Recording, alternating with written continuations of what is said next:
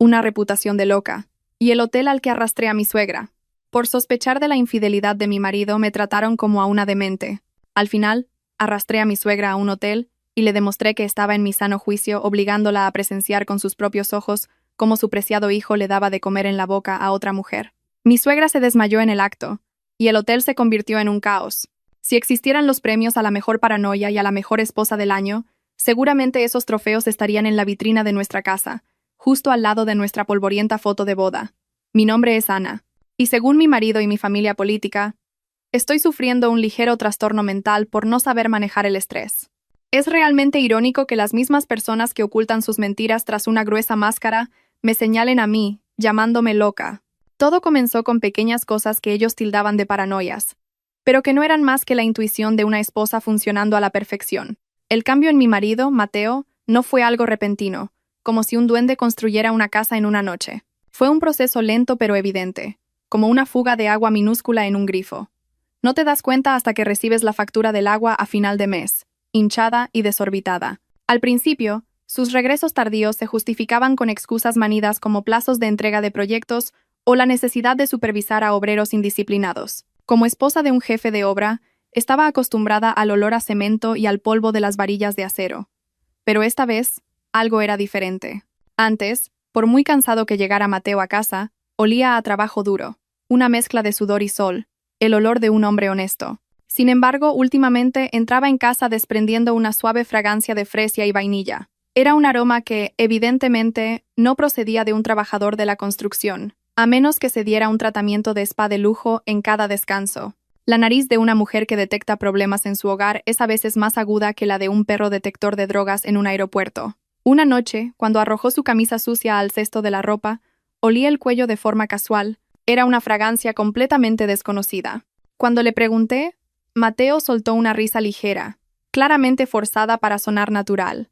Dijo que era el nuevo suavizante de la tintorería de confianza cerca de su oficina. Pero yo sabía que esa tintorería usaba un suavizante común con un penetrante olor a rosas, no una fragancia tan elegante como la de un perfume caro. Aún así, intenté tragarme su excusa, aunque se me atascara en la garganta. El teléfono móvil de Mateo, de repente, se convirtió en un objeto sagrado que nadie, incluyéndome a mí, podía tocar. Antes lo dejaba cargando en la mesa del comedor o en el sofá sin más, pero ahora ese objeto plano estaba pegado a su mano incluso cuando iba al baño.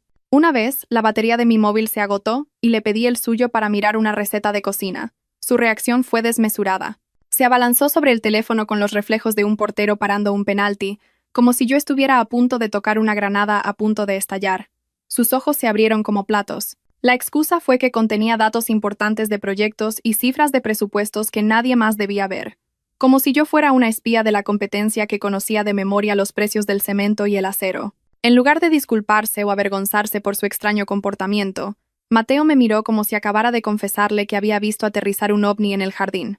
Comenzó a construir una narrativa en la que yo, agotada por las tareas del hogar y el cuidado de nuestro hijo Leo, me inventaba dramas que no existían. Me dijo que necesitaba descansar, dormir más, y que quizás debería tomar unas vitaminas para el cerebro. Su tono era tan suave y calmado, que por un momento estuve a punto de cuestionar mi propia cordura frente al espejo del baño. ¿Será que de verdad me falta sueño? ¿Será ese olor a perfume una invención de mi nariz congestionada? Por supuesto, este drama no estaría completo sin la jueza suprema. Mi respetada suegra, Dolores. Mi suegra, con una lengua a veces más afilada que un cuchillo jamonero, al parecer había sido informada puntualmente por su hijo, que nunca se equivoca a sus ojos, de mi comportamiento cada vez más errático. Sin previo aviso, Dolores y mi suegro, Antonio, aparecieron en nuestra casa un fin de semana. No para ver a su nieto, sino para lo que ellos llamaron una mediación familiar. Se sentaron en el sofá del salón con rostros tan serios como si me hubieran pillado malversando fondos del Estado. Mi salón se transformó en un instante en un tribunal penal donde yo era la única acusada, sin abogado. Dolores comenzó su sermón preguntando por mi bienestar con un tono de falsa preocupación, mezclando hábilmente el veneno en sus frases. Dijo que Mateo le había contado que últimamente me enfadaba sin motivo, que acusaba a mi marido de cosas que no existían y que a menudo me quedaba con la mirada perdida. Yo solo podía quedarme allí, aturdida, como si sostuviera un frasco de pastillas. No sabía qué responder porque creía que nada de eso había sucedido. Yo solo había preguntado por el perfume y los regresos tardíos. Eso era todo. Pero en la versión de Mateo, Yo era un monstruo posesivo que asfixiaba a un marido que trabajaba para mantener a la familia. Lo que más me dolió de las palabras de Dolores fue cuando me sugirió que fuera a ver a un curandero o a un psiquiatra. ¿Quién sabe? A lo mejor alguien te ha echado mal de ojo y por eso estás tan nerviosa. La única persona que había traído la ansiedad a esta casa era su hijo, que había empezado a tener una aventura. Intenté defenderme, explicando mis sospechas con voz calmada para no parecer que me estaba enfrentando a mis mayores. Pero ahora que lo pienso, la reacción de Dolores fue verdaderamente patética. Hizo un gesto con la mano y se rió con cinismo. Dijo que Mateo estaba demasiado ocupado pagando la leche en polvo de Leo y mis cremas como para tener tiempo de liarse con otra mujer. Mi suegro, Antonio, que normalmente era un hombre de pocas palabras, esta vez abrió la boca para empeorar aún más el ambiente. Añadió que una esposa desagradecida pierde la buena suerte. Según él, debía estar agradecida por tener un marido competente, no albergar sospechas. En ese momento, atacada al unísono por 3 adultos, me sentí infinitamente pequeña. Quería gritar, pero entonces realmente me habrían tratado como a una loca. Quería llorar, pero seguro que habrían dicho que estaba montando un espectáculo. Así que no tuve más remedio que bajar la cabeza, retorcer el borde de mi blusa y reprimir la emoción que me subía hasta la garganta. El clímax de la locura de aquel día fue cuando Mateo, con una cara de inocencia, abrazó a su madre con una expresión lastimera, como si él fuera la víctima de violencia doméstica. Le pidió que rezara para que yo recuperara la cordura y volviera a ser la esposa sumisa de antes. Dolores acarició la cabeza de su hijo adulto con infinito cariño, y luego me lanzó una mirada de advertencia afilada. Como sigas así, no culpes a nadie si Mateo deja de sentir este lugar como su hogar. Esa suave amenaza me dolió profundamente. Era como si la infidelidad de un marido fuera justificable si su esposa resultaba ser una molestia. Aquella noche, después de que mis suegros se fueran satisfechos tras haberme machacado, la casa volvió a quedar en silencio, pero el aire estaba cargado de tensión. Miré a Mateo, que dormía profundamente a mi lado. Sus ronquidos me resultaban especialmente irritantes. Dormía plácidamente, probablemente aliviado por haber convencido con éxito a sus padres de que yo era el problema. Yo, en cambio, yacía con los ojos bien abiertos, mirando el oscuro techo del dormitorio. Mi corazón latía con fuerza, no de miedo, sino de rabia. Me di cuenta de que las lágrimas no resolverían este problema, y que discutir con ellos era una pérdida de tiempo. Creen que estoy loca. Creen que tengo delirios. Pero olvidan una cosa. La gente loca suele ser imprudente. Y esa noche, bajo ese edredón frío y grueso, me hice una promesa. No volvería a preguntar. No volvería a acusar sin pruebas. Guardaría silencio. Observaría. Y demostraría quién estaba realmente loco en esta casa. El juego acaba de empezar, Mateo. Y estoy segura de que al final de esta historia, la que ría no seré yo. Fingir ser una esposa sumisa que ha recuperado la cordura fue mucho más agotador que correr por un campo de fútbol bajo el sol de verano. Durante toda la semana siguiente a ese juicio familiar especial, interpreté a la perfección el papel de Ana, la esposa amable y sin preguntas, que confiaba plenamente en su marido. Cada mañana, le preparaba el café con la cantidad exacta de azúcar que le gustaba y le sonreía ampliamente, aunque por dentro quisiera derramarle el café hirviendo sobre su camisa. Esta estrategia pareció funcionar para envanecer a Mateo. Parecía pensar que el sermón de su madre había funcionado como el hechizo de un chamán, limpiándome el cerebro al instante. Su guardia bajó drásticamente. Como un ladrón de gallinas que se confía porque el dueño del gallinero está profundamente dormido, ese sagrado teléfono móvil, antes protegido como un secreto de Estado, comenzó a aparecer de nuevo en cualquier sitio. Sucedió una tarde, mientras Mateo se duchaba canturreando. El tarareo de una persona enamorada es inconfundible. La afinación era inestable, pero estaba llena de confianza. Su móvil vibró sobre el tocador. La pantalla se iluminó brevemente, mostrando un mensaje corto. No había ningún remitente sospechoso como mi amor o cariño. Solo ponía logística Valentina. A primera vista, sonaba muy profesional, como si se tratara de un asunto de trabajo relacionado con cemento o clavos. Pero el contenido de ese breve mensaje hizo que la sangre me subiera a la cabeza. No has olvidado el viernes, ¿verdad, mi amor? Ya te echo de menos. ¿Desde cuándo el trabajo de logística incluía frases como «te echo de menos»? ¿Acaso el cemento añoraba al ladrillo? El tan esperado viernes llegó, trayendo consigo un nuevo drama. Mateo se despidió con una expresión de lástima deliberadamente ensayada. Dijo que tenía que inspeccionar la construcción de una casa rural en la fría sierra de Guadarrama. Su excusa fue realmente dramática. El camino hasta allí era difícil, y los obreros no le hacían caso, por lo que tenía que quedarse a pasar la noche para supervisar el vertido de hormigón hasta la mañana. Yo escuché toda su sarta de mentiras mientras doblaba tranquilamente su ropa, asintiendo de vez en cuando con preocupación, como si realmente creyera en la dura vida de un hombre llamado Mateo. Por dentro me reía de lo bajo que estimaba la inteligencia de su esposa. Debía de pensar que yo no sabía que para una operación de vertido de hormigón no se necesita el caro perfume que se había echado en exceso en el cuello esa mañana. En cuanto el todoterreno de Mateo, su gran orgullo, salió del garaje, me moví como un rayo. Dejé a nuestro único hijo, Leo, en casa de mi hermana con la excusa de que necesitaba un tiempo para mí e ir de compras a El Corte Inglés. Un coche de alquiler negro común y corriente, con los cristales tintados, ya estaba preparado en una calle a la entrada de nuestra urbanización. Lo hice a propósito para no usar mi coche ni el de la familia. Mateo conocía esas matrículas de memoria.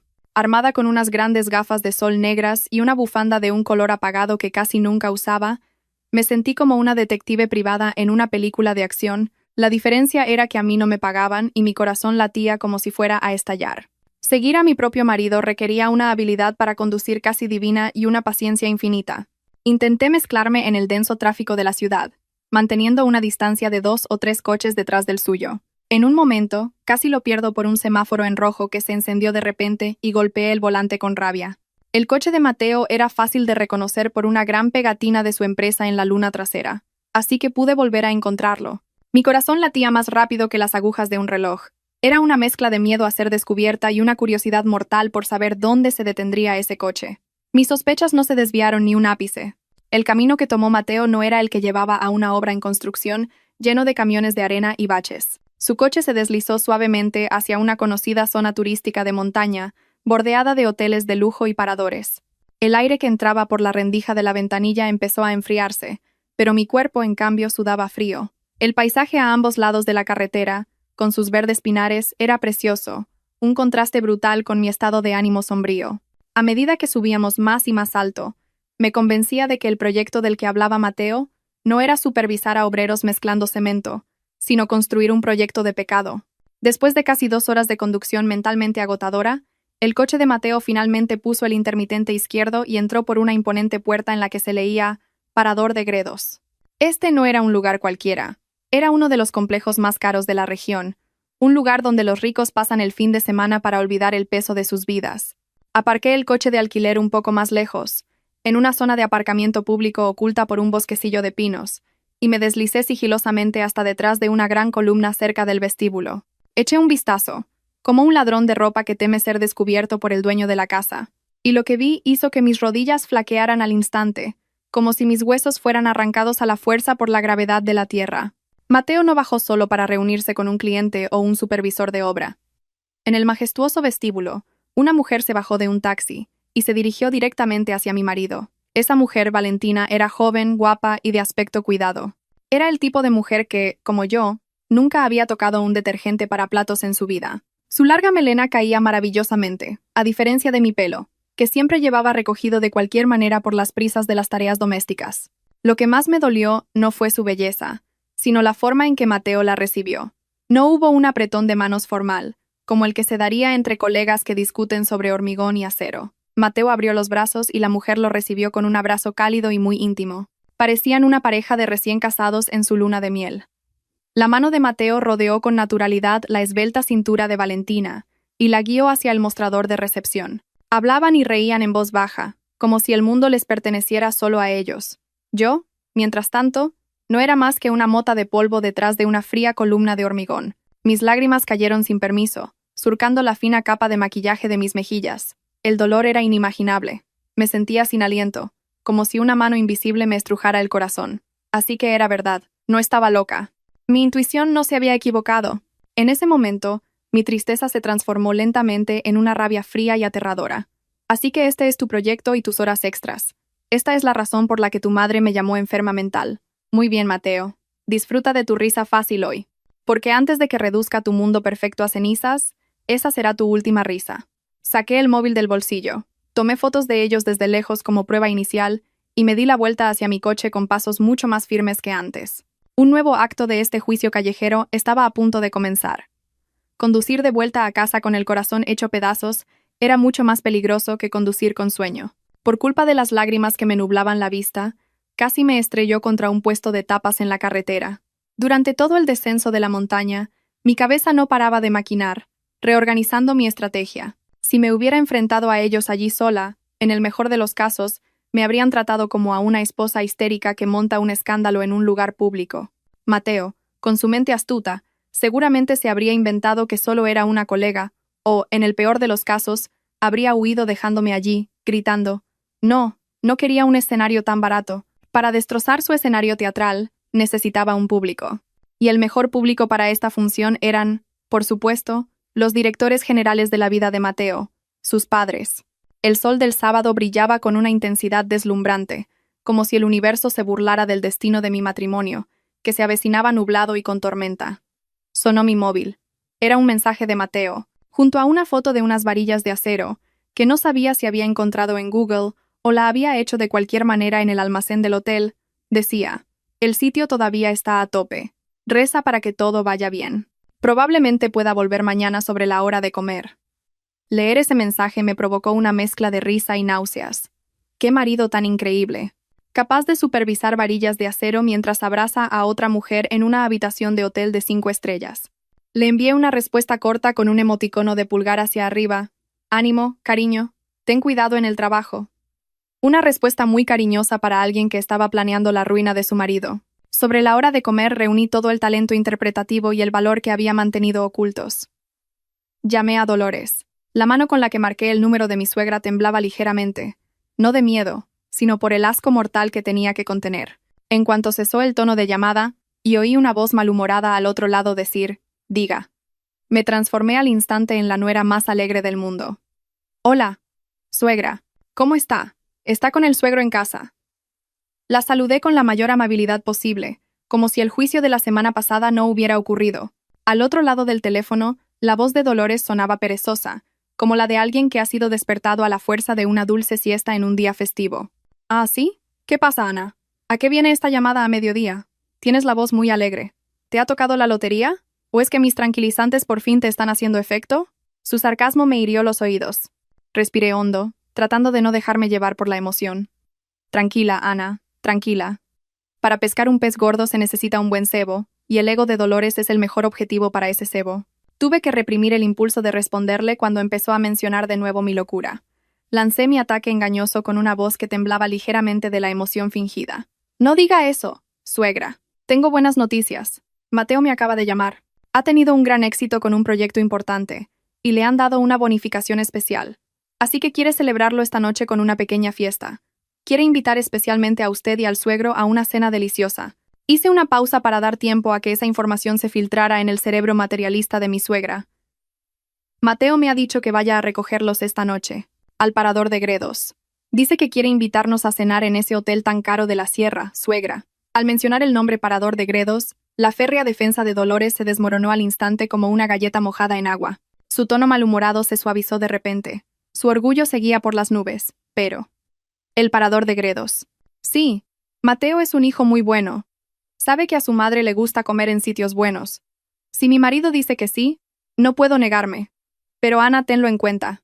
No vayas a montar otra escenita allí ni a poner cara de ropa mal secada. Me daría vergüenza delante de los empleados del hotel».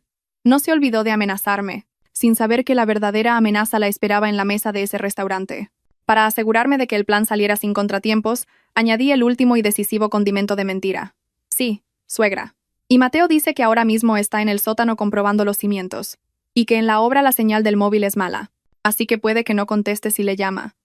Dice que vayamos directamente al restaurante del hotel a las 7. Él se duchará, se cambiará y vendrá enseguida». La verdad es que era una excusa absurda. ¿Qué complejo de lujo tendría una obra en el sótano?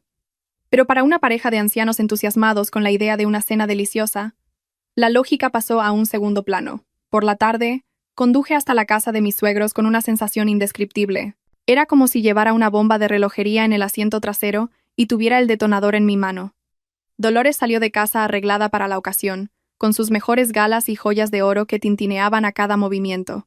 Antonio, por su parte, llevaba una camisa pulcra. Parecían muy orgullosos, listos para presumir del éxito de su hijo ante el mundo. Los saludé cortésmente, les abrí la puerta del coche y sonreí para mis adentros. «Pónganse cómodos, suegra, suegro. Disfruten del viaje. Será el último viaje en el que se sientan orgullosos de tener un hijo como Mateo. Pronto, ese orgullo se convertirá en su pesadilla más humillante. Conducir con Dolores en el asiento del copiloto fue como participar en una prueba de valor, pero en versión de resistencia auditiva. Se sentó a mi lado con la barbilla bien alta. El intenso olor de su perfume llenaba el coche, compitiendo ferozmente con el aire acondicionado que yo había puesto al mínimo. Durante todo el trayecto hacia la sierra, la boca de mi suegra no paró, como una cosechadora intentando cumplir su cuota de recolección.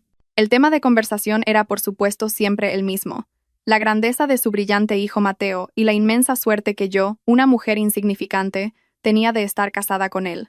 Dolores, sin frenos ni intermitentes, sacó a relucir de nuevo el incidente de la semana pasada, acelerando a fondo. «Ana, de verdad que tienes que estar agradecida por el marido tan competente que tienes», sermonaba Dolores, ajustándose la pulsera de oro que tintineaba ruidosamente cada vez que el coche pasaba por un bache. Volvió a mencionar la vez que encontré un mensaje sospechoso en el móvil de Mateo y lloré histéricamente. Para Dolores, mis lágrimas no eran el instinto de una esposa herida, sino un mero síntoma de locura.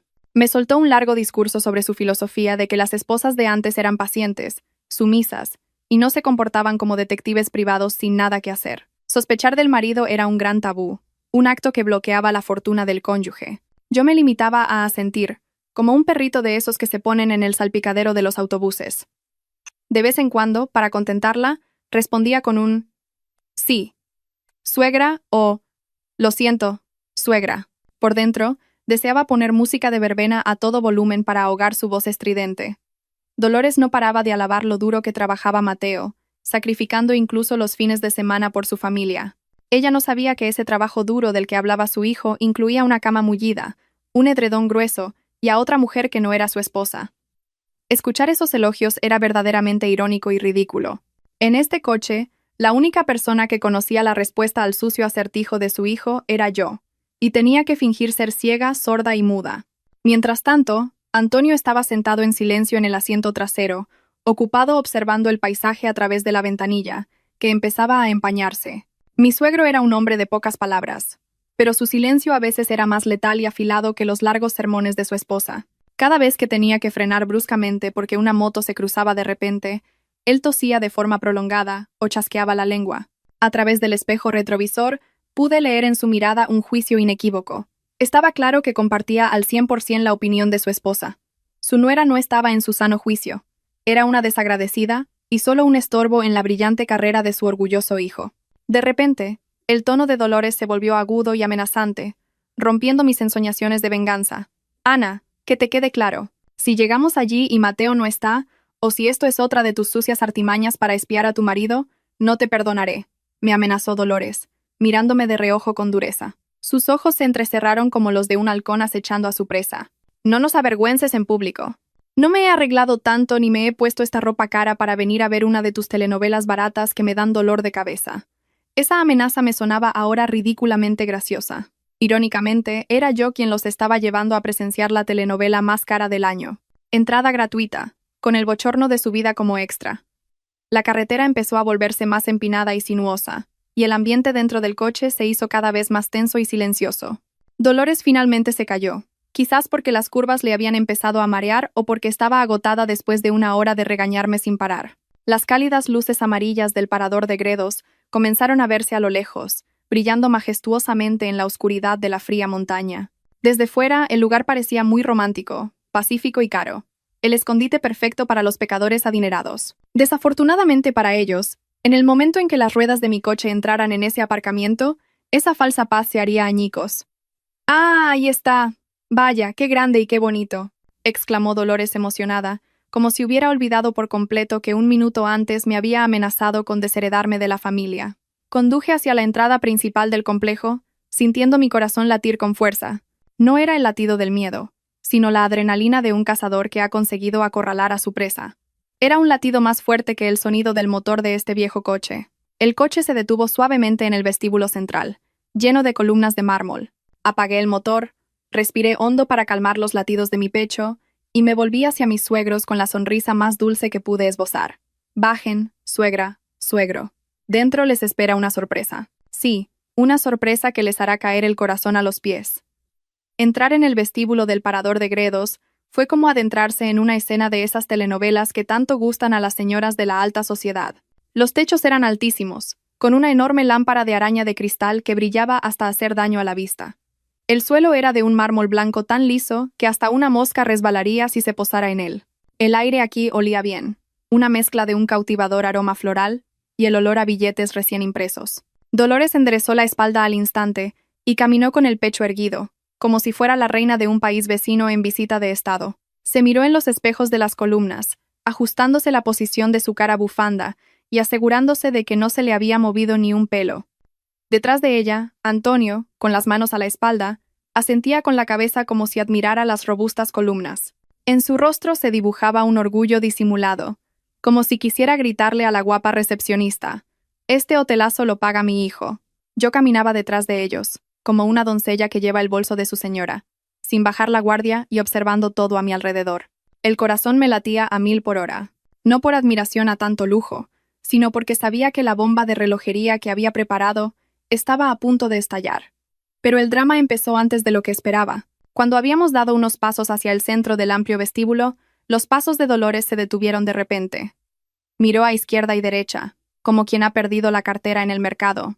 Sus agudos ojos escrutaban cada rincón de la sala, buscando la figura de su orgulloso príncipe, que debería haber estado allí, de pie y gallardo, para dar la bienvenida a sus queridos padres. Pero no había nadie. Solo unos turistas extranjeros arrastrando sus maletas y algunos empleados del hotel que pasaban con bandejas de bebidas. ¿Dónde está Mateo? La voz de Dolores subió una octava. Se volvió hacia mí con una mirada exigente. Dijiste que nos recibiría aquí, que había una sorpresa. ¿Por qué tarda tanto? ¿No se habrá olvidado de que venían sus padres? Tragué saliva. Las palmas de mis manos empezaron a sudar frío, pero intenté mantener la compostura. A lo mejor Mateo está esperando en la mesa, suegra. Le dije antes que yo venía de ducharme. Quizás no quiso esperarnos en el vestíbulo para no ensuciarse. Me inventé sobre la marcha. La verdad es que era una excusa tonta, pero esperaba que Dolores se la creyera. Desafortunadamente, la paciencia de Dolores esa noche era tan fina como el papel de fumar. Su rostro, que antes brillaba de orgullo, se agrió de repente como un limón pasado. Se plantó en medio de aquel lujoso vestíbulo con las manos en las caderas. No le importó lo más mínimo que su comportamiento atrajera la atención del guardia de seguridad que estaba cerca de la puerta de cristal. ¿Me estás tomando el pelo, Ana?, espetó Dolores. Su voz era tan fuerte que creó un pequeño eco en el gran espacio. Ya me pareció raro en el coche. Mateo ni siquiera está aquí, ¿verdad? Esto es solo una de tus tretas para arrastrarnos hasta aquí y volver a montar una de tus escenas de loca. Antonio, que había permanecido en silencio, ahora intervino. Me miró con desprecio. Ana, tu suegro está cansado. No juegues al escondite con gente mayor. Si Mateo está trabajando de verdad, no lo molestes. ¿Cómo puedes ser tan desconsiderada como esposa? ¿Pretendes avergonzarnos delante de todo el mundo? Yo, que tenía el control, ahora estaba acorralada. Dolores empezó a soltar una perorata sobre lo irrespetuoso que era engañar a los mayores. Me acusó de haber tenido otra recaída y de estar delirando con que mi marido estaba aquí. Según su firme creencia, Mateo estaba sin duda en una polvorienta obra, sudando la gota gorda para comprarme el arroz. Era realmente irónico. El hijo que defendía con tanto ahínco estaba en ese mismo momento en el restaurante de detrás, a escasos 50 metros de donde nos encontrábamos, dándole de comer en la boca a otra mujer. ¡Basta ya! Dolores agitó la mano delante de mi cara como si espantara una mosca. No pienso seguirle el juego a una loca. Vámonos, querido. Dejemos a Ana aquí sola con sus delirios. Mañana le diré a Mateo que te lleve a un psiquiátrico de una vez. Dolores se dio la vuelta bruscamente y se dispuso a caminar de nuevo hacia la salida. Antonio la siguió sin dudar. La sangre me hirvió. No, esto no podía acabar así. Si se iban ahora, todo mi plan se iría al traste. Mateo se saldría con la suya una vez más, y yo quedaría marcada para siempre como la nuera loca e ingrata. No podía permitir que se fueran con esa estúpida creencia que ellos mismos habían alimentado. Aunque tuviera que usar métodos poco ortodoxos, tenía que hacerles abrir los ojos. Se acabó la cortesía entre nuera y suegra. Esa noche, la cortesía había sido enterrada junto con la fidelidad de Mateo. Apreté los puños, respiré hondo, y me preparé para hacer algo por lo que quizás me convirtieran en piedra, pero al menos sería una piedra satisfecha porque la verdad habría salido a la luz. La paciencia es como la goma de unos calzoncillos. Si la estiras, al final se rompe y deja en evidencia a quien los lleva. Esa noche, La goma de mi paciencia con la familia de Mateo se rompió por completo. Al ver alejarse la ancha espalda de Dolores, envuelta en ropa cara, me di cuenta de que las buenas maneras de una nuera ideal ya no servían de nada. Si los dejaba ir ahora, viviría para siempre bajo la sombra de una reputación de loca. No. No podía permitir que se fueran a casa a dormir plácidamente mientras yo sufría sola. Corrí tras ellos sin pensarlo 2 veces, como un cobrador de deudas que ve a su deudor intentar escapar por la puerta de atrás. Mi mano derecha se extendió y agarró el brazo de Dolores con todas mis fuerzas. No era el suave toque de una nuera que ayuda a su suegra a cruzar la calle. Era el agarre desesperado de una mujer cuyo orgullo había sido pisoteado. Dolores, sorprendida, se tambaleó. Mi fuerza repentina hizo que su corpulento cuerpo se echara hacia atrás. Se dio la vuelta con los ojos desorbitados, como si fuera a salírsele de las órbitas. Estaba medio enloquecida de que su nuera, que normalmente solo agachaba la cabeza, de repente tuviera la fuerza de un estibador del puerto. «¿Pero qué haces, Ana? ¿Qué falta de respeto es esta a una mayor?», gritó Dolores con voz aguda. Su voz resonó en las paredes de mármol del vestíbulo, y algunos clientes que estaban sentados cómodamente se giraron inmediatamente hacia nosotros. El guardia de la puerta incluso se puso en alerta. Debió de dudar si se trataba de una pelea familiar o del intento de secuestro de una abuela de la alta sociedad. Pero a mí ya no me importaba. La vergüenza la había tirado a la papelera del aparcamiento. ¿Quiere irse a casa? De acuerdo. Pero se irá después de ver con sus propios ojos lo que hay ahí dentro. Dije cada palabra con fuerza y de forma cortante, para que se le grabara en su ignorante cerebro. ¿Dijo que estaba loca? ¿Dijo que tenía delirios? Venga, le voy a enseñar quién está realmente loco aquí. Sígame. No le di a Dolores tiempo para replicar o recomponerse. Tiré de su brazo a la fuerza, avanzando medio a rastras. Dolores forcejeaba como una carpa recién sacada de un acuario, pero la fuerza de mi agarre no disminuyó ni un ápice. La adrenalina multiplicó mi fuerza por varias veces. Antonio, al ver cómo trataban a su esposa como a un saco de arroz, no sabía qué hacer. Corría detrás de nosotros a pequeños pasos, agitando las manos con una cara de confusión, sin saber si enfadarse o desmayarse primero. «Ana, suelta a tu suegra. ¿Estás poseída? Voy a llamar al guardia», amenazó Antonio con voz temblorosa. Pero no se atrevió a tocarme, probablemente al ver la furia en mis ojos, que debió de asustarle más que un fantasma del hotel. «Llámelo, suegro. Llame a toda la gente de este hotel. Que vean todos lo que está haciendo su orgulloso hijo», le respondí a gritos sin darme la vuelta. Atravesamos el largo pasillo que conectaba el vestíbulo con el restaurante del jardín. El sonido de mis pasos, mezclado con el de los tacones de Dolores que arrastraba irregularmente, resonaba con fuerza. Nuestra estampa debió de ser muy ridícula. Una nuera arrastrando a su suegra, seguida de un suegro jadeante, atravesando el lujo de un hotel de 5 estrellas. Si alguien lo hubiera grabado, a la mañana siguiente seríamos estrellas virales en las redes sociales. Dolores seguía soltando improperios, intentando zafarse. De su boca no paraban de salir insultos. «Desagradecida, irrespetuosa, mala hija, ya verás. Esta misma noche le diré a Mateo que se divorcie de ti inmediatamente». Sus gritos me servían de combustible. Cuanto más me insultaba, con más fuerza tiraba de ella. «Claro, suegra, grite todo lo que quiera ahora. Gaste toda su voz insultándome. Pronto, esa voz será engullida por la amarga realidad». Finalmente llegamos a la entrada del restaurante. El ambiente cambió drásticamente. Del silencioso pasillo pasamos a estar envueltos en una suave música de jazz, el tintineo de tenedores y platos, y el apetitoso olor a carne a la parrilla. La iluminación aquí era románticamente tenue, con pequeñas velas en cada mesa. Un ambiente perfecto para parejas enamoradas. Pero contrastaba enormemente con nuestro circo familiar, que irrumpía jadeando y con las emociones a punto de estallar. Una empleada con un pulcro uniforme intentó detenernos con una sonrisa forzada. «Bienvenidos, señores. ¿En qué puedo?» «Aparta». Le espeté bruscamente sin reducir la velocidad. La empleada, asustada, saltó a un lado, permitiendo nuestra entrada sin reserva. Mis ojos recorrieron rápidamente la sala, buscando la mesa número 12, un poco escondida en un rincón del jardín cerca de un estanque artificial. Era el lugar favorito de los clientes que buscaban privacidad o, en el caso de mi marido, el escondite favorito de un ladrón que no quiere ser descubierto. Dolores, que hasta hace un momento forcejeaba, ahora estaba en silencio. Quizás sintió la tensión que yo emanaba, o quizás su instinto maternal empezó a oler la verdadera podredumbre. Su respiración sonaba pesada junto a mi oído. Era el único sonido que competía con los latidos de mi corazón. «Mire allí», Susurré fríamente cuando vi la espalda de un hombre que conocía muy bien, sentado de espaldas a nosotros. La distancia que nos separaba era ahora de apenas 10 metros. Abra bien los ojos, suegra, y no parpadee. Vea lo duro que está trabajando su principito. Empujé ligeramente el cuerpo de Dolores hacia adelante, colocándola en primera fila, como a una espectadora VIP de un concierto.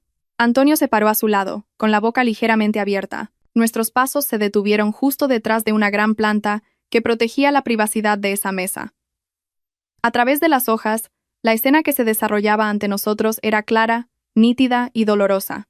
No había proyectos, ni cemento, ni supervisión de obras. Solo la verdad desnuda, esa verdad que ellos habían intentado encubrir con la acusación de que yo estaba loca. El tiempo pareció detenerse. La música de jazz, que antes sonaba dulce, de repente se sintió como una marcha fúnebre. En ese momento, sentí una extraña satisfacción mezclada con un dolor desgarrador. Ya no era la nuera que arrastraba a su suegra, era la jueza que acababa de golpear el mazo, presentando la prueba más contundente ante los abogados defensores del acusado. Aquí tienen, respetados suegros. Disfruten del aperitivo de la traición de su hijo. Bienvenidos a mi mundo real, ese que ustedes llamaban locura. Mire allí, exclamé en un susurro. Mi dedo tembloroso atravesó las hojas de la planta tras la que nos escondíamos y señaló directamente hacia la mesa redonda bajo la luz tenue. Fue como señalar a un fantasma en pleno día. La diferencia es que este fantasma era real, de carne y hueso, y sonreía ampliamente sin el menor atisbo de culpa. La distancia era lo suficientemente corta como para ver con claridad hasta el lunar en el cuello de mi marido, pero lo suficientemente lejos como para que no se dieran cuenta de que 3 pares de ojos los observaban con furia. Allí, en la mesa número 12, estaban sentados los 2 protagonistas de esta obra que casi me vuelve loca. La escena ante nuestros ojos era realmente espectacular, más romántica que cualquier escena de una película sensiblera de las que ponen en la tele por Navidad. Mateo estaba sentado, inclinado hacia adelante. Sus ojos brillaban mientras miraba a la mujer que tenía enfrente. Era la misma mirada de adoración que me había dedicado a mí cuando éramos recién casados. Hacía mucho, mucho tiempo. Pero lo que más me partió el corazón fue lo que hacían sus manos. La mano derecha de Mateo no sostenía un bolígrafo para firmar un contrato, sino un tenedor con un trozo de un caro chuletón de Ávila que llevaba a la boca de Valentina. Ah, la boca de Mateo se abrió ligeramente, a modo de demostración. Exactamente igual que como yo le daba de comer a Leo cuando no quería comerse las verduras. Si hubiera un concurso nacional de dar de comer en la boca con más ternura, mi marido y su amante se habrían llevado el trofeo sin duda. Valentina, con un gesto deliberadamente coqueto, aceptó el bocado y masticó lentamente con los ojos cerrados, como si estuviera saboreando un manjar celestial. No había ordenadores portátiles, ni documentos de proyectos, ni cascos de seguridad polvorientos. Solo 2 copas de una bebida roja y bonita, y platos vacíos que probablemente contenían comida cuyo precio equivalía a mi presupuesto para la compra de 2 semanas. Esta era la definición de trabajar hasta romperse los huesos de la que Dolores siempre se jactaba. Resulta que los huesos que se estaba rompiendo eran los de mis costillas. Me giré lentamente para observar la reacción de mis espectadores VIP. Dolores estaba rígida como una figura de cera en un museo. Su boca, que antes soltaba insultos sin parar como una autopista sin peajes, ahora había dejado de funcionar por completo. Sus ojos estaban completamente abiertos, fijos en su orgulloso hijo con una expresión de horror y vacío. El bolso de marca que sostenía con arrogancia se había deslizado de su codo y ahora colgaba sin fuerzas de la punta de sus dedos temblorosos. Su rostro estaba pálido. Ni el grueso maquillaje podía ocultar la falta de sangre en su cara. Parecía alguien que ve cómo su casa arde en llamas y no tiene agua para apagarla. Antonio, por su parte, parecía aún más desdichado. Sus hombros se hundieron bruscamente, como si acabaran de dejarle caer un peso de cientos de kilos. Sus ojos parpadeaban rápidamente, como si intentaran rechazar la realidad que se abría paso. Probablemente, por dentro, deseaba que solo fuera una pesadilla, o que aquel no fuera Mateo, sino otra persona que se le parecía casualmente y llevaba la misma ropa que su esposa le había comprado el mes pasado, pero la verdad era demasiado tozuda para negarla. Era, sin duda, el hijo que habían criado, el hijo del que se sentían orgullosos, Mateo, jugando alegremente con fuego. Volviendo a la maldita mesa, la escena se puso aún más candente. Después de tragar la comida, Valentina cogió una servilleta y, con un gesto muy suave, limpió la boca de Mateo, manchada de grasa. Mateo no se opuso, al contrario, acercó la cara, disfrutando del contacto de la mano de la mujer en su mejilla. Y lo que hizo que la sangre me hirviera hasta la cabeza fue cuando Mateo cogió la mano de Valentina que estaba en su mejilla, la sujetó con firmeza y besó su palma varias veces. No fue un beso de respeto. Fue un beso lleno de deseo y posesión. Se me revolvió el estómago. Quería vomitar, pero no salía nada más que la amargura que se extendía por todo mi pecho. ¿Qué le parece, suegra? El paisaje de la obra es precioso, ¿verdad? Susurré al oído de Dolores. Mi voz estaba cargada de un sarcasmo mortal. Mire qué duro trabaja Mateo. Tiene que darle de comer en la boca a la clienta para que el cemento se seque más rápido. Debe de estar muy orgullosa de tener un hijo tan trabajador, ¿no? Mis palabras parecieron ser el detonante que derribó la última barrera de defensa mental de Dolores. Su cuerpo empezó a temblar lentamente. Su respiración se volvió entrecortada, como la de un asmático. No hubo más excusas ni más acusaciones de que yo estaba loca.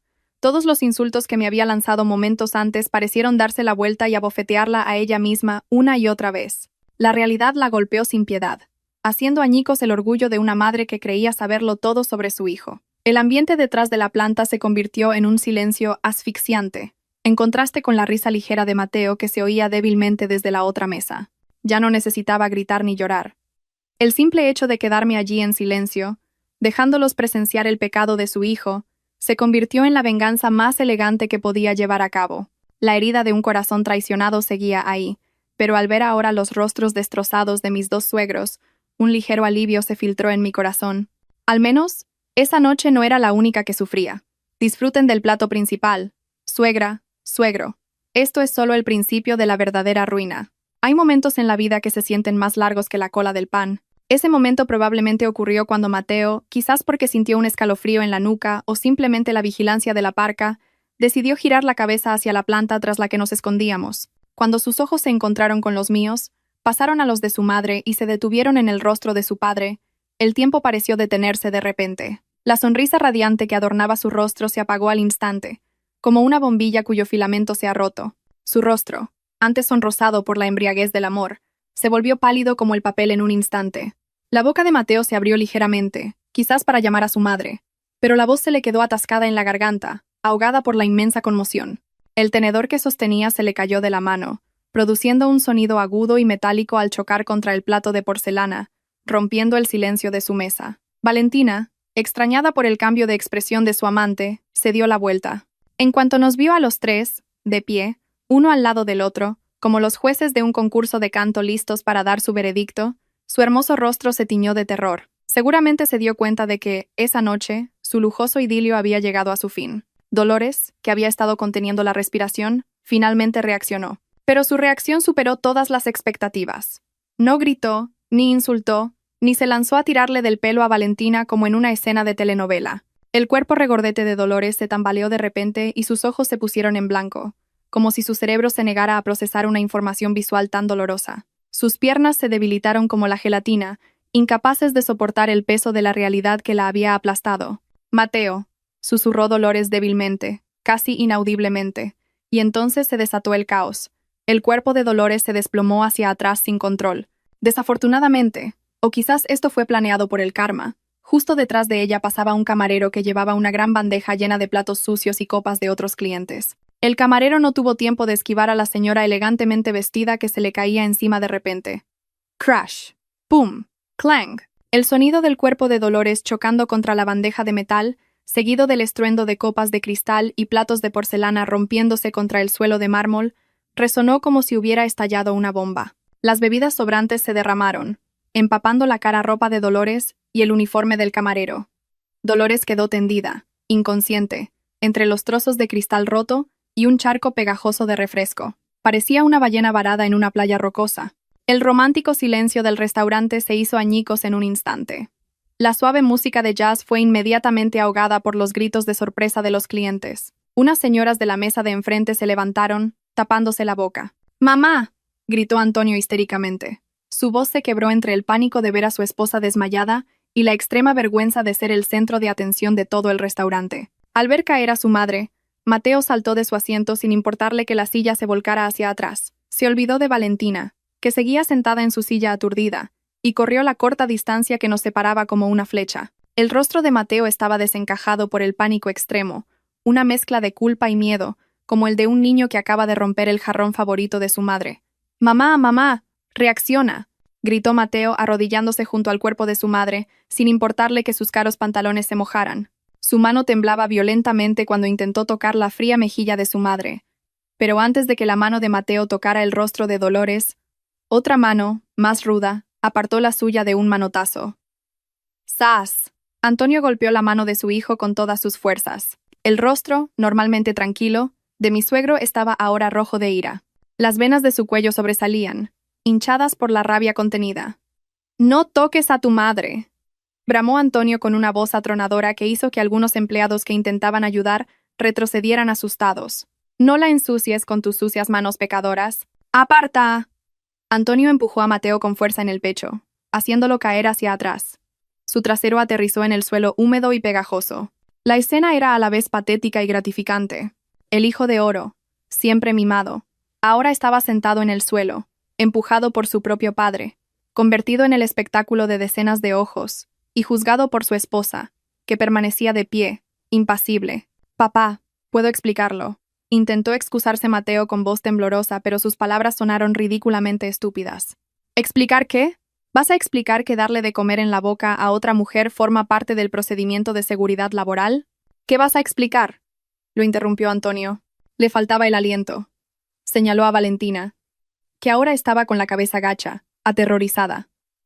«Explica quién es esa mujer. Explica por qué, después de decir que tu esposa estaba loca, resulta que el que estaba loco por las mujeres eras tú, desvergonzado. Tú has hecho que tu madre se desmaye, Mateo. ¿Piensas matar a tu madre poco a poco?». Yo permanecía en silencio a la izquierda, con los brazos cruzados. Era como ver un espectáculo de monos, pero este mono llevaba una camisa de marca.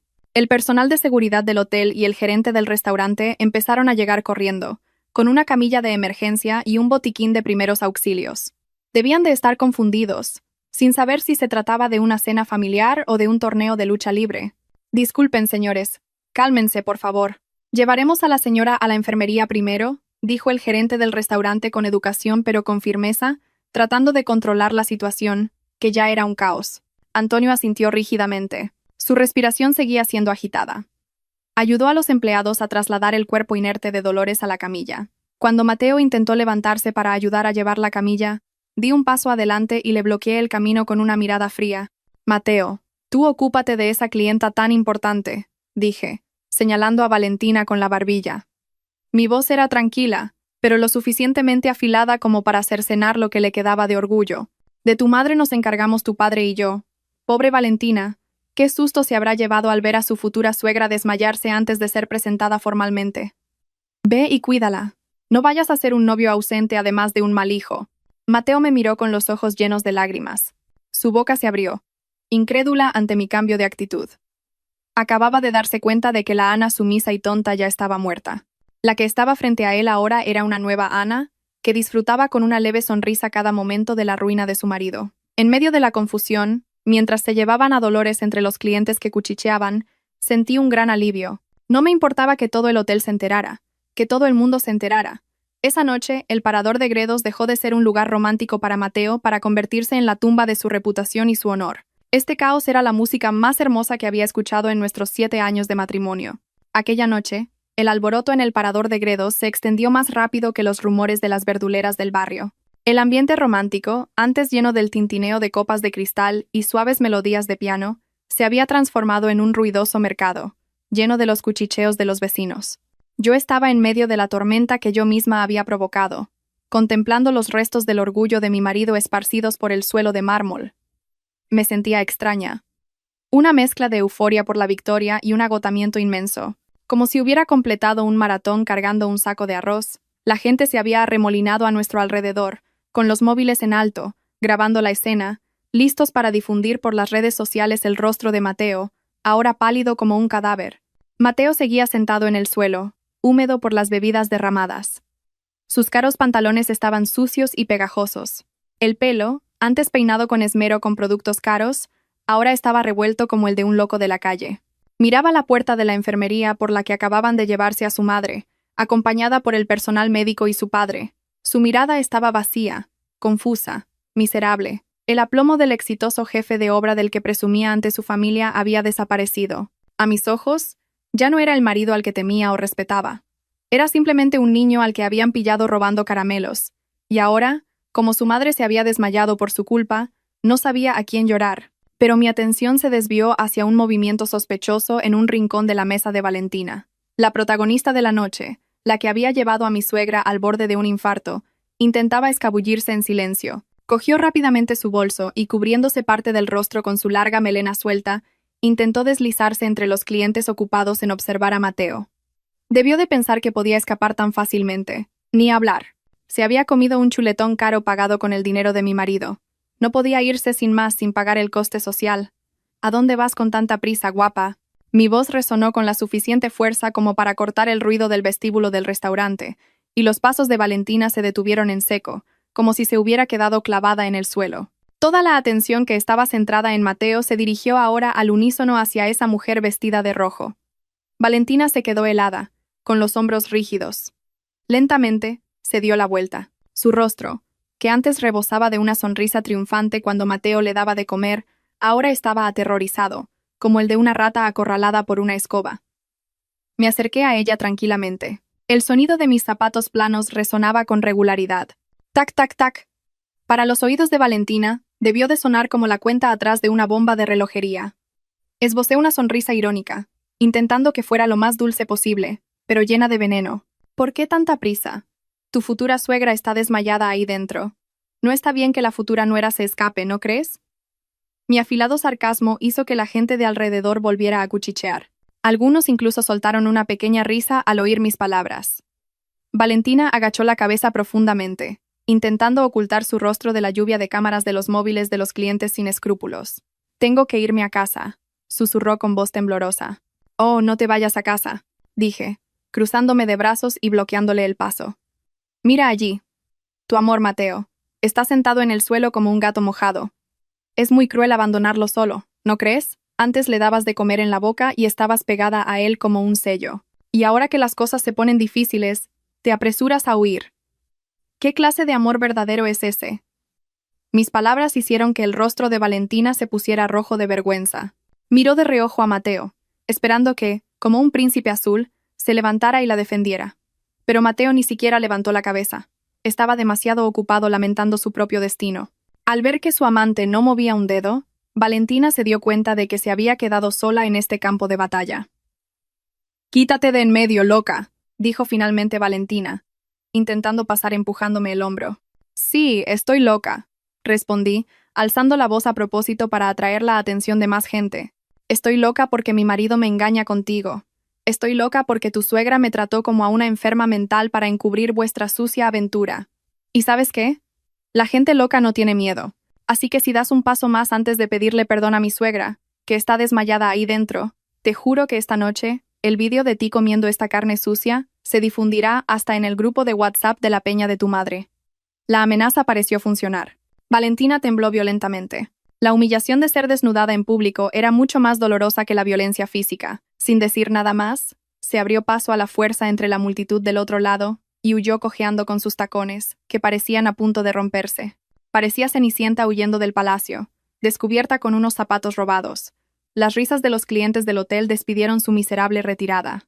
Después de observar con satisfacción cómo la amante huía con el rabo entre las piernas, volví a centrarme en el plato principal, que aún estaba en el suelo.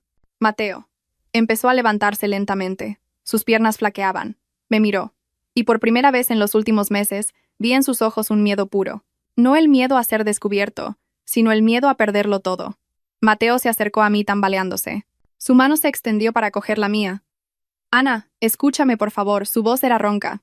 El tono arrogante que usaba para sermonearme en casa había desaparecido. Di un paso atrás, apartando su mano como si estuviera llena de gérmenes infecciosos. «No me toques, Mateo. Tus manos huelen al perfume de otra mujer. Me das asco. Estaba loco. Ana, te lo juro, fue solo un error de un momento». Mateo empezó a sacar el arma secreta de todos los infieles del mundo. La palabra mágica error. Puso la cara más lastimera que pudo, esperando que mi corazón se ablandara al ver su estado destrozado. Solté una risa amarga. Una risa seca y dolorosa. Un error es cuando te comes pimientos de padrón pensando que son de los que no pican. que reserves una habitación de hotel, te vistas de punta en blanco, vayas a recoger a una mujer y le des de comer en la boca, a la luz de las velas no es un error, es una intención, un plan. ¿Crees que soy tonta? ¿Crees que soy ciega? Fue Valentina la que empezó. Ella no paraba de llamarme. Yo solo soy un hombre normal, Ana. Solo caí en la tentación por un momento. Intentó excusarse Mateo, echándole la culpa a Valentina, que ya había huido. ¡Qué cobarde! Antes tan cariñoso y ahora tira la piedra y esconde la mano. Ah, ¿ahora es culpa de Valentina? Genial. Eres infiel y además cobarde. Si de verdad te tentó, ¿por qué reservaste tú la habitación? ¿Por qué le mentiste a tus padres diciéndoles que estabas en la obra? ¿Sabes qué? Tu madre se desmayó por el shock de descubrir que su orgulloso hijo era en realidad un desgraciado que ni siquiera sabe mantener la bragueta cerrada. Mis palabras lo golpearon más fuerte que un golpe físico. Mateo se quedó con la boca cerrada, tragándose cualquier réplica. Sabía que esa noche no tenía ni una sola coartada que lo salvara. Había sido arrestado en el acto, con testigos perfectos, sus propios padres. De repente, la puerta de la enfermería se abrió. Antonio salió con un rostro que parecía 10 años más viejo que una hora antes. Sus pasos eran pesados, sus hombros caídos. Vio a Mateo de pie frente a mí, y en ese momento, su expresión se endureció de nuevo. La rabia, que se había calmado momentáneamente mientras cuidaba de su esposa, volvió a encenderse al ver que la raíz del problema seguía allí, de pie, tan descaradamente. «¡Papá!», llamó Mateo débilmente, buscando la compasión de su padre. Antonio se acercó rápidamente a Mateo y se detuvo justo delante de su hijo. Su respiración sonaba agitada. «Tu madre ha recuperado el conocimiento», dijo Antonio con frialdad, sin emoción. «Pero ha dicho que no quiere verte la cara. Dice que le da vergüenza el hijo que la ha convertido en el hazmerreír de todo el hotel». Mateo se quedó helado. El rechazo de su madre era para él una sentencia de muerte. Había vivido toda su vida escondido tras las faldas de su madre, siempre lo defendía, aunque se equivocara. Ahora, su última barrera de defensa se había derrumbado. «Papá, por favor, puedo explicarlo. Me equivoqué. No volverá a pasar», empezó a suplicar Mateo, intentando coger la mano de su padre. Antonio apartó la mano bruscamente. «No me llames papá esta noche. Yo no he enseñado a mi hijo a ser un traidor. Te crié para que fueras un hombre responsable, Mateo. No un desgraciado que hiere a su esposa y engaña a sus padres. Mira a Ana. Mira a tu mujer», dijo Antonio, señalándome con mano temblorosa. Yo permanecí en silencio, sorprendida de que Antonio me defendiera con tanta vehemencia. Era el mismo hombre que me había sermoneado en el coche, hacía apenas una hora. Esa misma persona a la que llamaste loca. Esa misma persona a la que regañamos duramente porque creímos más tus mentiras. Resulta que la única persona con la cabeza en su sitio en esta familia era Ana. La única persona honesta también. El loco eres tú, Mateo. «¡El enfermo eres tú!», gritó Antonio desahogando su decepción. Su voz temblaba, conteniendo las lágrimas. No hay nada más doloroso para un padre que darse cuenta de que ha fracasado en criar a su hijo para que sea una persona de bien. Mateo agachó la cabeza profundamente. Las lágrimas rodaron por sus sucias mejillas. ¿Lágrimas de cocodrilo? ¿Lágrimas de arrepentimiento? Ya no me importaba. Para mí sus lágrimas tenían menos valor que el agua de una alcantarilla. Antonio se volvió entonces hacia mí. Su mirada se suavizó, llena de una profunda culpa y arrepentimiento. Me miró durante un largo rato, como si fuera la primera vez que me veía de verdad como su nuera en 7 años. «Ana». La voz de Antonio temblaba violentamente. Cogió mi mano. Esta vez no con brusquedad, sino con el toque frágil de un padre anciano que pide perdón. «Tu suegro. Tu suegro lo siente, hija. Tu suegra y yo nos hemos equivocado mucho. Fuimos unos estúpidos, unos viejos ciegos. Perdónanos por las cosas que te dijimos. Perdónanos por defender a este malnacido». Ver a mi suegro, normalmente tan arrogante, humillarse y pedir perdón en público, ablandó un poco mi corazón.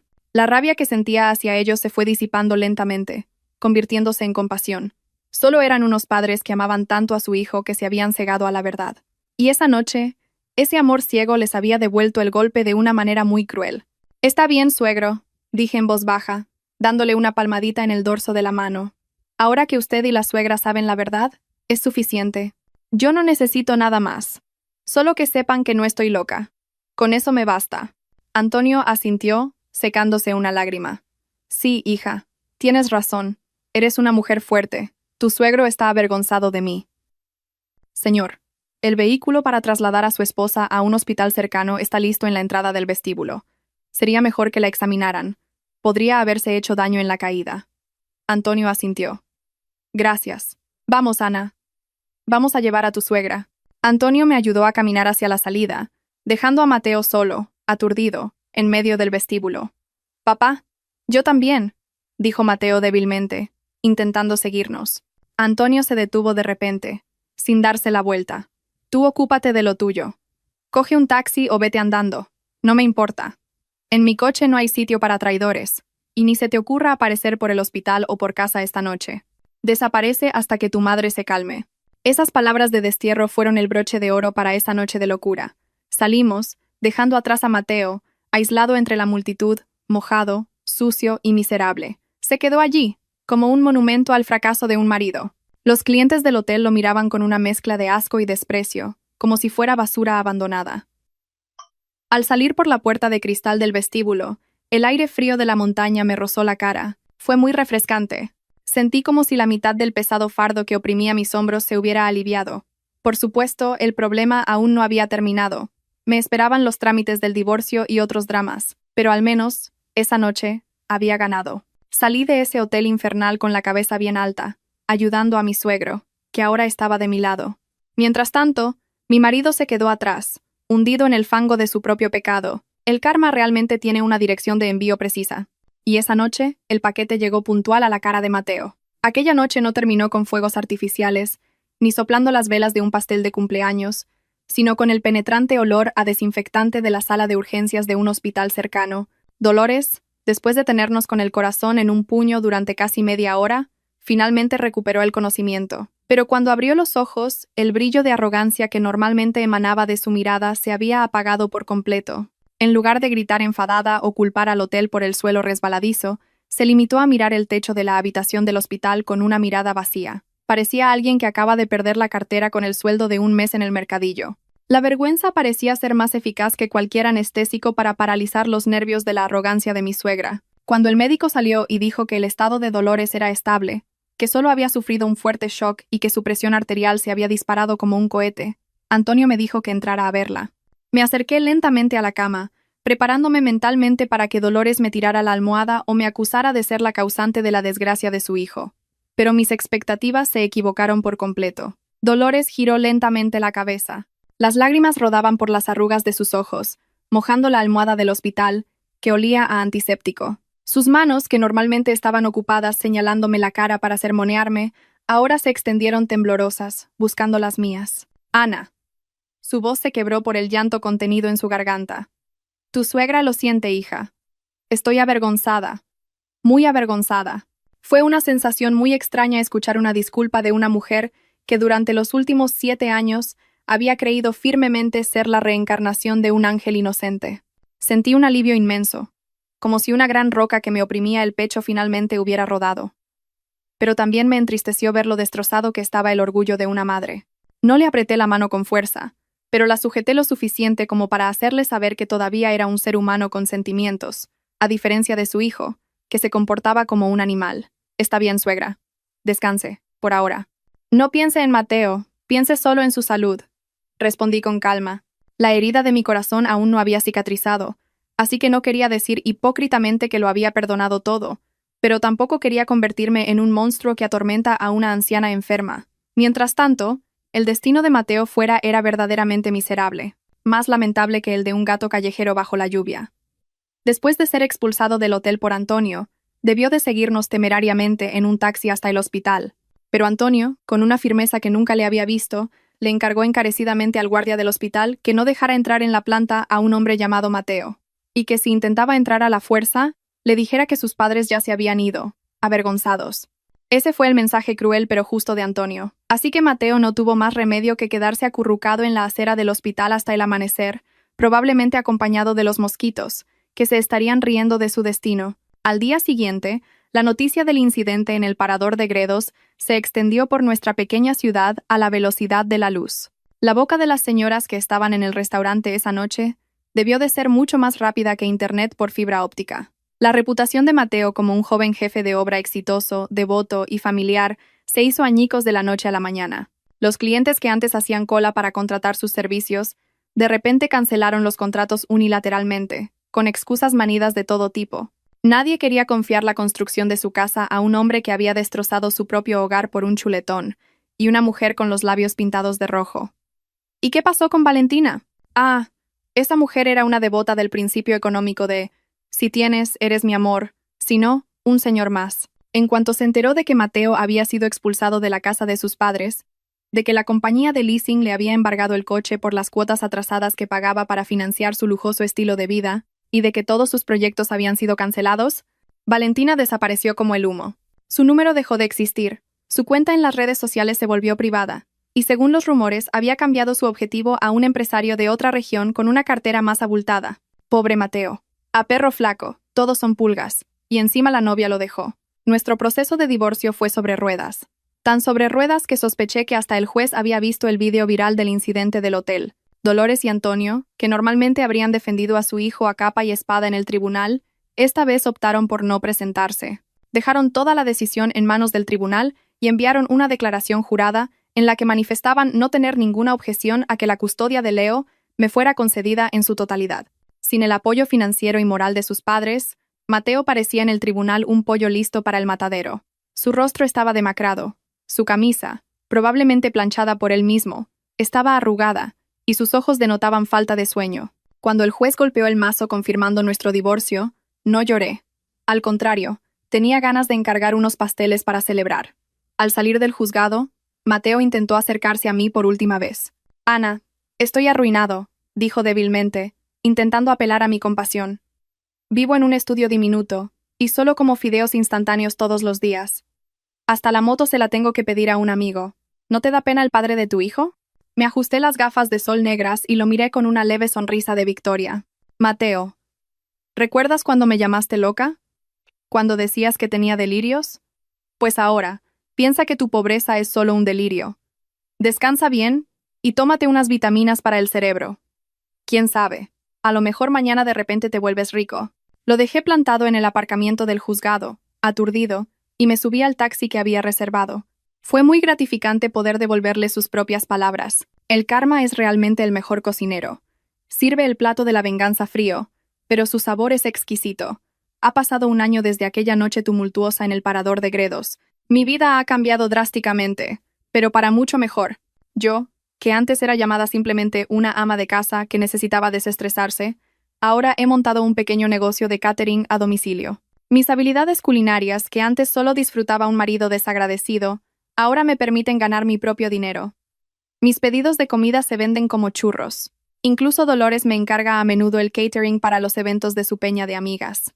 Nuestra relación ha mejorado considerablemente. Aunque es un poco incómodo, Dolores y Antonio vienen a menudo a ver a Leo, le compran juguetes y ropa nueva, y se esfuerzan por mitigar su sentimiento de culpa mimando a su único nieto.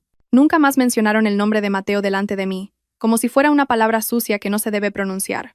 En cuanto a Mateo, dicen que sigue a la deriva. A veces trabaja como agente inmobiliario, a veces como conductor de UTC. Una vez vino a casa a ver a Leo, pero Leo se asustó al ver a su padre, ahora envejecido y desaliñado.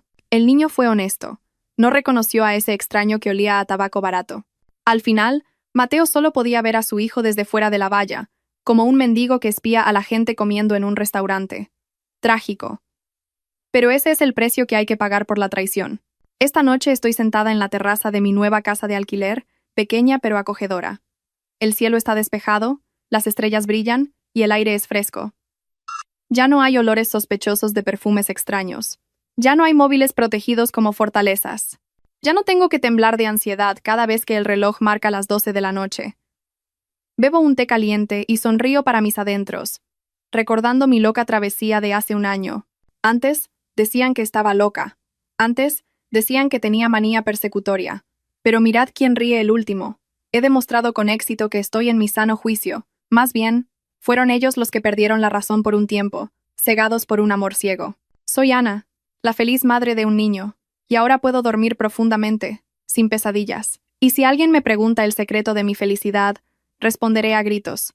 Simplemente, arrastra a tus suegros a la escena del crimen, y deja el resto en manos del universo.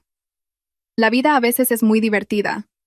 Tenemos que pasar por la etapa de ser llamados locos, antes de ser reconocidos finalmente como los ganadores. Pero está bien. Pensemos que solo fue un test de fortaleza mental gratuito. Ahora soy libre. Libre de Mateo, libre de dramas y, lo más importante, libre de ser yo misma.